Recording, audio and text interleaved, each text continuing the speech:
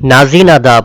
8 दिसंबर 2022 मुताबिक 13 जमादिल अव्वल के अवधनामा वॉइस एडिशन में आपका खैर मकदम है। मैं हूं मुसी रजा और आप समाअत फरमाने जा रहे हैं अवधनामा में शाये अहम खबरों के खास हिस्से। दिल्ली की हुक्मरान आम आदमी पार्टी ने म्युनिसिपल कॉरपोरेशन ऑफ दिल्ली यानी एमसीडी के 225 वार्डों में से 134 पर कामयाबी हासिल की है और अक्सरियत का हिस्सा अबूर कर लिया है।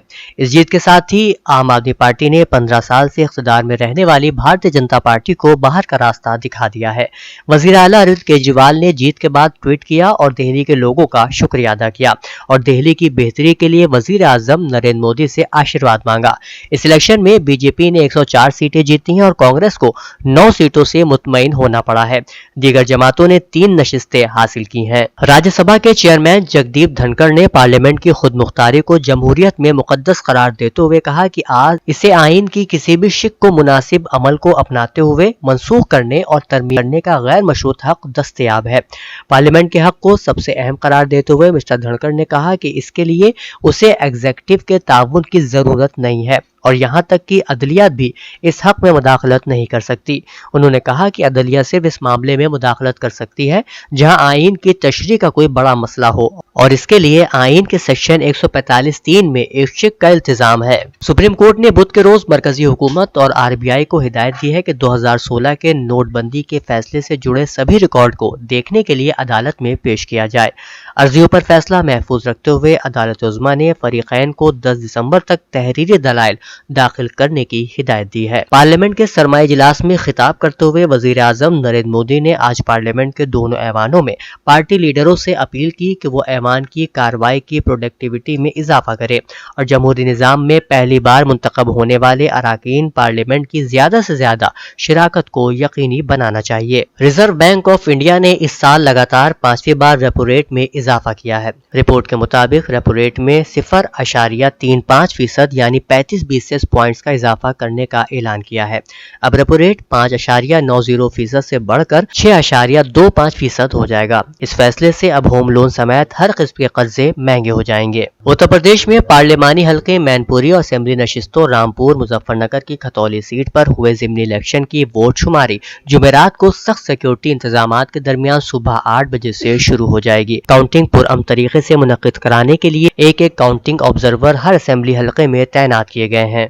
पूर्वांग फूड्स का PAPA प्रेम और पौष्टिक अचार, स्वाद दादी और नानी के हाथों का घरेलू पद्धति से बने शुद्ध एवं पौष्टिक अचार आइटम्स भारत भर में होम डिलीवरी उपलब्ध। रेट्स एवं अचार आइटम्स जानने के लिए व्हाट्सएप करें 8299599829। अवधनामा के जहानुमा सफ़े के मुताबिक जर्मनी में पार्लियामेंट पर मुबैना मुसल्लह हमले की मनसूबाबंदी और हुकूमत गिराने की साजिश के शुबहे में दाएं बाजू के ग्रुप के अराकीन और रिटायर्ड फौजी अहलकारों समेत 25 अफराद को गिरफ्तार किया गया है।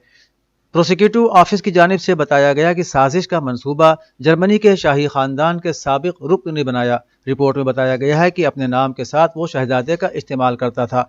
जर्मन वजीर दाखिला नैन्सी फाइसर का कहना है कि रियासत के खिलाफ इस तरह के इक़दामात को ख़त्म करने के लिए हुकूमत मौसर जवाब देगी। उन्होंने कहा कि आईनी रियासत बेहतर तौर पर जानती है कि जमहूरियत के दुश्मनों के खिलाफ अपना दिफा कैसे करना है। सदर ईरान सैयद इब्राहिम रईसी ने यौम यूनिवर्सिटी तलबा और 7 दिसंबर के शुहदा की याद में तेहरान यूनिवर्सिटी में एक प्रोग्राम से खिताब करते हुए कहा कि ये दिन यूनिवर्सिटियों के लिए हालात और वाक़यात के सही इदराक, बालिग नजरी और बालिदगी फिक्र का दिन है। उन्होंने यूनिवर्सिटियों को थिंक टैंक और मुशावरत का मरकज करार देते हुए तलबा से अपील की कि वो मसाइल के हल में हुकूमत की मदद करें। सदर ममलकत का कहना था कि अमरीका ईरान में तखरीबकारी और हंगामे कराना चाहता है। वो ताकतवर ईरान के बजाय एक तबाह हाल ईरान देखना चाहता है। वो ईरान को शाम और अफगानिस्तान बनाना चाहता है, लेकिन वो ऐसा नहीं कर सकता क्योंकि ईरानी कौम के तालीम याफ्ता मर्द जन उसे इसकी इजाजत नहीं देंगे। चाइना की हुकूमत की जानिब से इंतहाई सख्त लॉकडाउन के खिलाफ गैर मामूली एहतजाजी मुजाहिरों के बाद कोविड-19 पर पाबंदियों में नरमी कर दी गई है।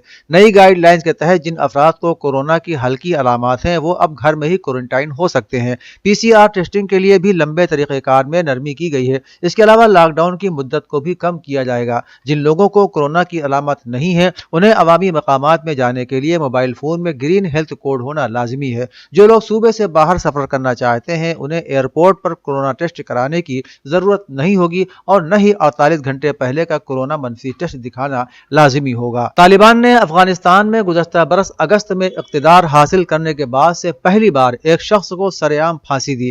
عالمی خبر رساں ادارے کے مطابق افغانستان میں طالبان حکومت کے ترجمان ذبیح اللہ مجاہد نے اپنی ٹویٹ میں بتایا کہ مغربی صوبے فراہ میں قتل کے مجرم کو شواہد کی بنیاد پر ملنے والی سزائے موت پر عمل درآمد کروا دیا گیا۔ ذبیح اللہ مجاہد نے مزید بتایا کہ مذکورہ مجرم کو سرعام سزا دی گئی جس نے 2017 میں ایک شخص کو چاقو کے وار کر کے قتل کیا تھا۔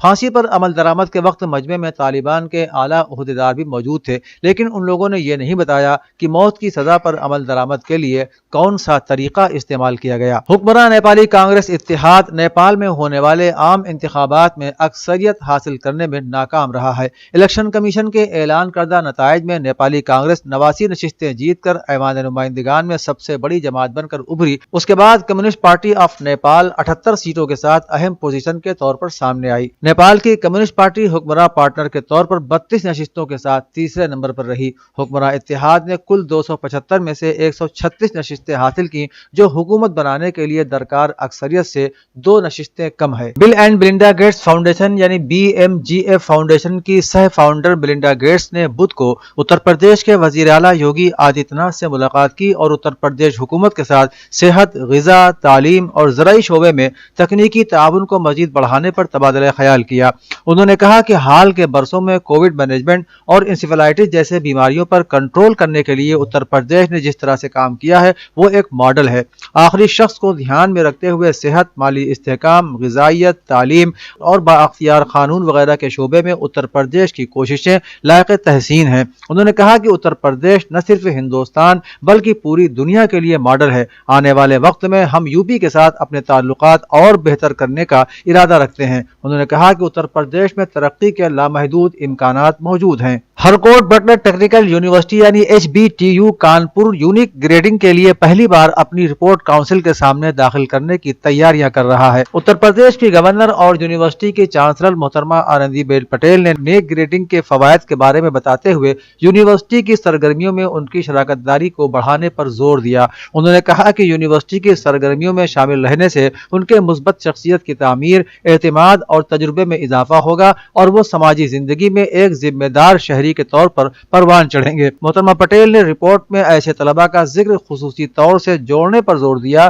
جو تعلیمی حصولیابیوں کے ساتھ ساتھ ملازمت سے بھی وابستہ ہیں۔ لکھنؤ کرسچن کالج کے فیئر فیلڈ ہال میں کمپیوٹر ٹیکنالوجیز پر 2 روزہ سیمینار کا افتتاح ہوا۔ اس افتتاحی اجلاس کے مہمان خصوصی اتر پردیش حکومت کے نائب وزیر اعلیٰ برجیش پاٹھک تھے۔ RAS Tyagi deputy director retired UP police مہمان خصوصی کے طور پر موجود تھے اور کلیدی خطبہ ڈاکٹر پنیت مشرا نے دیا۔ اپنے خطاب میں ڈپٹی CM برجیش پاٹھک نے کہا کہ کالج کا 160 سال مکمل کرنا ایک بہت بڑی کامیابی ہے۔